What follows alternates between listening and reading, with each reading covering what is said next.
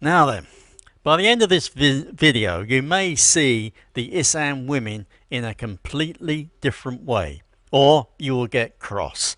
I do not care which, honestly. Let me ask you something. When you hear Isaan woman, what pops into that walnut of a brain? A shy, rice-pounding damsel in need of a white knight with a wallet? Or a ruthless business owner who would sell you your own tuk-tuk and charge you for the petrol?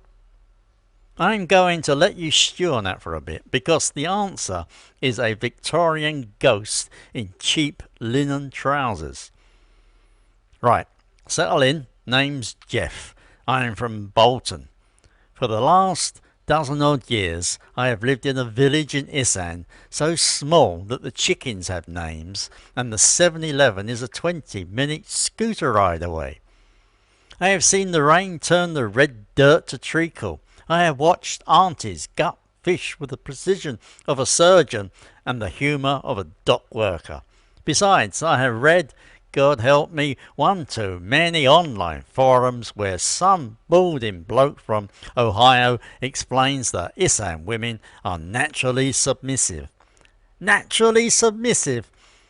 Like it is a geological feature.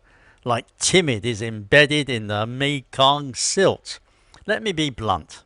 That stereotype is not Thai. It is not even Asian. It is a stale, century-old fart from Victorian London. Besides, if you still believe it, you are not a romantic. You are a tourist in a time machine that never left Euston Station. Now, before you think, here we go, another angry expat rant. Let me be fair. I am an angry expat. However, I am also a man who married one of these submissive women. What's more, this morning she made me carry a 15-kilo sack of rice because her back hurt. She then she drove the tractor. Then she video called her sister in Bangkok to finalise a property deal, while I sat there sipping cold tea like a Victorian ornament. So, let us talk about ornaments, shall we? Hop on YouTube. Search Isaan woman. What do you get? 3 flavours of rubbish. First, the travel vlogger who films a woman selling grilled bananas and narrates a simple, happy life. Second, the passport bro who lectures that rural Thai women are unspoiled and grateful. Third, the tragic documentary about bar girls with a sad piano music. What is missing? The accountant, the rice mill owner, the mayor, the woman who runs the village savings cooperative and will publicly shame you if you are late on a loan. The myth is always the same. Passive, poor, desperate, traditional. A woman waiting to be rescued by a European or American man with a tourist visa and an inflated sense of gallantry. Here's the question I delayed earlier. Let me ask it properly now. Why in 2026 are we still peddling this lazily, helpless female narrative about a region where women have historically owned the land, managed the money and outlived 3 husbands before breakfast? The answer is not Thailand. It is in a stuffy drawing room in 1850s London. Picture it. Victorian England. Men in top hats, women in corsets so tight they faint. The cult of domesticity rules. A proper woman is pious, pure, submissive, and confined to the home. She does not work. She certainly does not haggle. She is an angel of the house, useless, ornamental, and fragile. Then along comes the colonial explorers. They sail to Siam. They meet rural Isaan women who are planting rice, hauling timber, negotiating with traders, and generally doing the sort of physical labour that would have sent a Victorian woman straight to the fainting couch. Besides, what do these explorers write in their journals? Do they admire the strength, the agency? No, they recoil. They call them coarse, masculine, or, and this is the sneaky one, unprotected.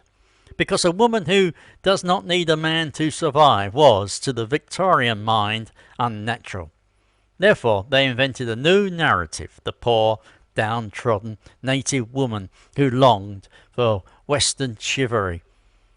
That journal entry from 1863. It is the exact same script as the Passport Bro Forum in 2026. Same power fantasy, same colonial smell.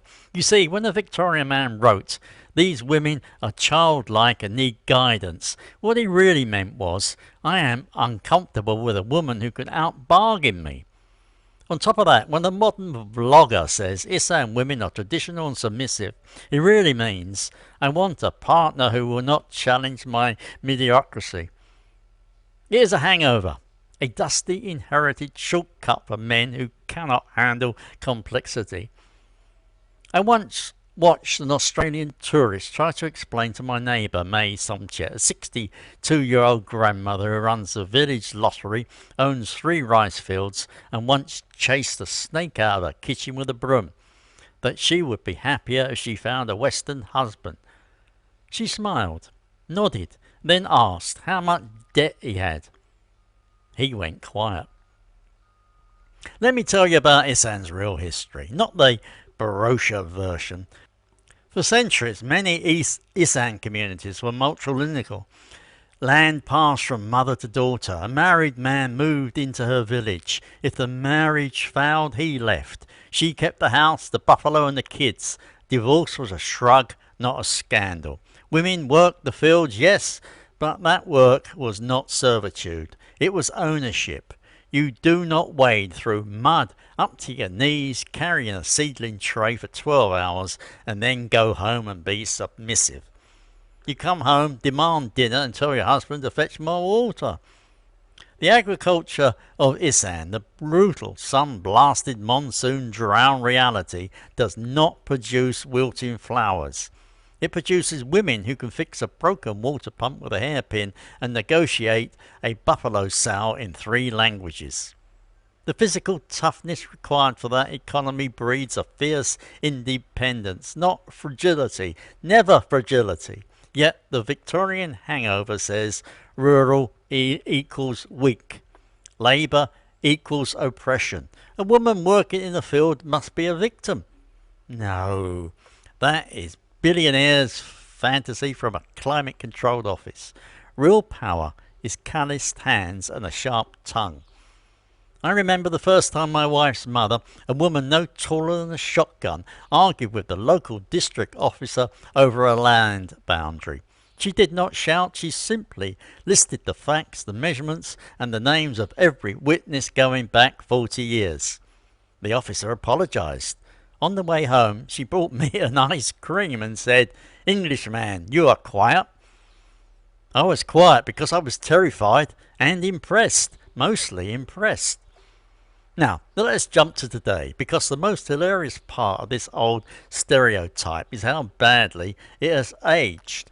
In 2026, Isaan women are not waiting to be saved. They are leading the digital economy. Data from Southeast Asian e-commerce platforms show that rural Isaan has one of the fastest growing rates of female-led online businesses in the region. Social commerce selling cosmetics, clothes, farm produce via TikTok and Shopee is dominated by women in their 40s and 50s who grew up in the rice fields and now ship nationwide.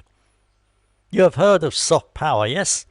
Thai food, Thai massage, Thai series. A huge chunk of that soft power originates in Isaan kitchens and Isaan living rooms, packaged and sold by Isaan women who learnt negotiation at their mother's market stall.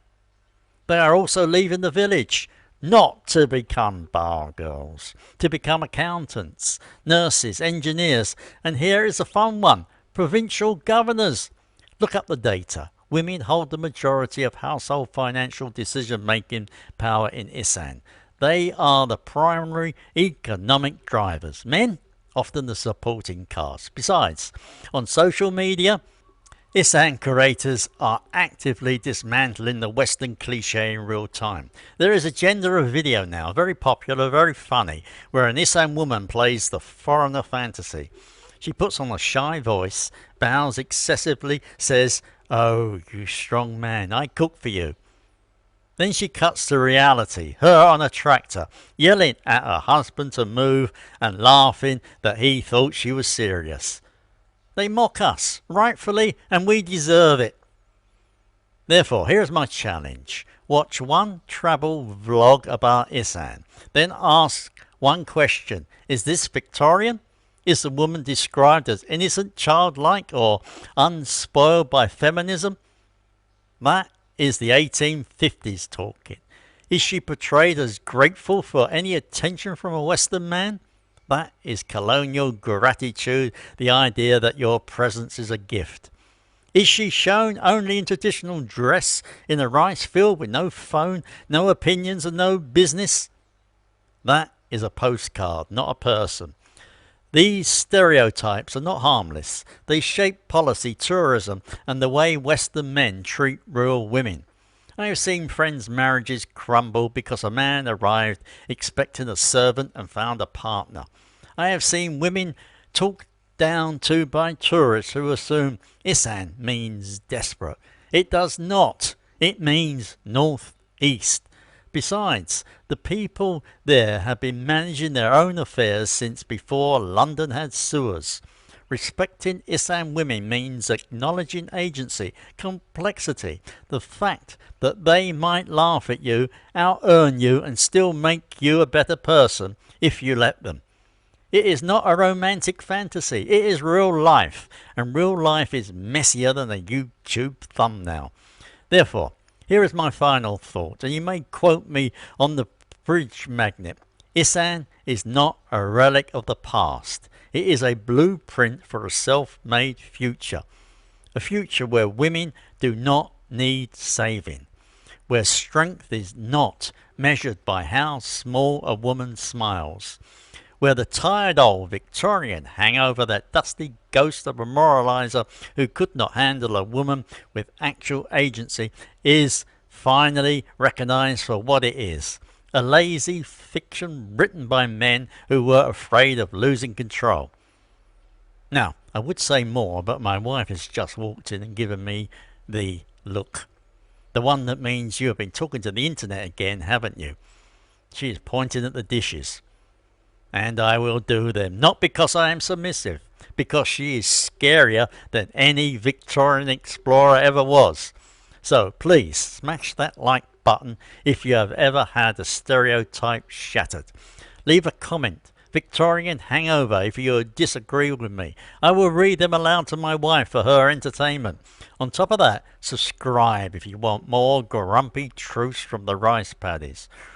Right, time to wash the plates. Carry on. Now, if you are not sure this was just a story and not based on my life or anyone else's life, but on my experience and observations here in Isaan and Thailand generally.